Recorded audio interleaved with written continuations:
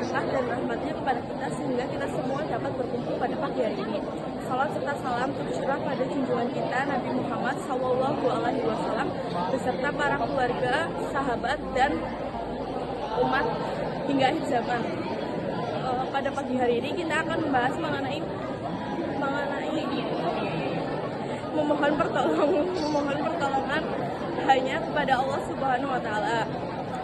Sebagai umat Islam seharusnya kita memohon pertolongan hanya kepada Allah Subhanahu wa Ta'ala. Karena dengan pertolongannya kita dapat dimudahkan segala urusannya dan dimudahkan segalanya. Bahkan dalam 1 detik, 1 menit, dan setiap hari pun kita selalu membutuhkan pertolongan darinya. Kita tidak dapat berdiri sendiri tanpa adanya pertolongan darinya. Selain itu, sebagai umat muslim kita seharusnya bersyukur atas nikmat dan kebahagiaan yang diberikan oleh Allah Subhanahu wa Ta'ala, karena di luar sana masih banyak orang yang belum merasakan hal yang sama seperti kita. Hal ini sesuai dengan Quran surat Al-Fatihah ayat 4 yang berbunyi iyyaka na'budu wa iyyaka nasta'in, dengan arti hanya kepada Engkau lah kami menyembah dan hanya kepada Engkau lah kami memohon pertolongan. Jadi sudah seharusnya kita memohon pertolongan hanya kepada Allah Subhanahu wa Ta'ala saja. Tidak boleh kepada yang lain, misalkan dengan benda-benda ataupun hal mistis lainnya. Karena jika kita mempercayai hal-hal lain selain Allah Subhanahu wa Ta'ala, itu merupakan syirik ya, perbuatan syirik. Dan juga Allah tidak suka dengan hamba yang menyekutukannya. Lalu hal ini juga sesuai dengan Quran surat Al-A'raf ayat 192 yang berbunyi wala yastati'una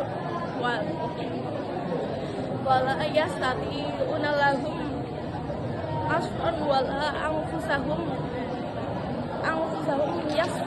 yang surun, yaitu dan berhala-berhala itu tidak dapat memberikan pertolongan kepada kita. Sebaliknya berhala-berhala tersebut tidak dapat memberikan pertolongan kepada dirinya sendiri. Lalu berhala dan kuburan, pohon, batu, dan lain-lainnya, benda keramat seperti itu tidak dapat memberikan pertolongan kepada kita ya, karena musibah dan ujian yang diberikan oleh Allah Subhanahu wa Ta'ala itu merupakan ketetapan dari Allah Subhanahu wa Ta'ala, dan hal itu dapat diberikan pertolongan oleh Allah Subhanahu wa Ta'ala, tidak dengan benda-benda mistis lainnya.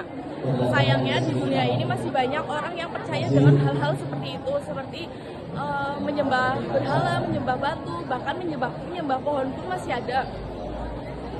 Padahal hal-hal tersebut itu tidak dapat memberikan mereka pertolongan, karena